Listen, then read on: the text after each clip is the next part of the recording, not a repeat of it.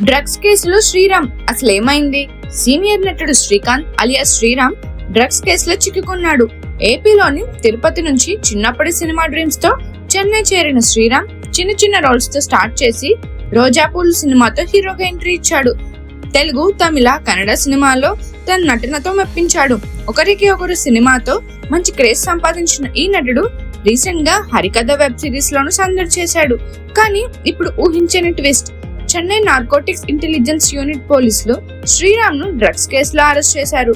మాజీ ఏఐఏడీఎంకే కార్యకర్త ప్రసాద్ నుంచి డ్రగ్స్ కొన్నట్లు ఆరోపణలు రాగా రాజీవ్ గాంధీ ఆసుపత్రిలో శ్రీరామ్ కు మెడికల్ టెస్టులు చేసి రక్త నమూనాలను సేకరించారు.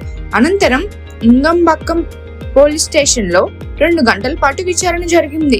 ఈ కేసులో ఇప్పటికే ప్రసాద్ తో పాటు మరో 2 అరెస్ట్ చేసిన పోలీసులు వారి ఇన్పుట్స్ ఆధారంగా శ్రీరామ్ ను కూడా పట్టుకున్నారు. శ్రీరామ్ కెరియర్ లో హైలైట్ గా విజయ్ హీరోగా, శంకర్ డైరెక్ట్ చేసిన సేతుడు సినిమాలో జీవాతో కలిసి నటించాడు. ఆ మూవీతో బాగా పాపులర్ అయ్యాడు.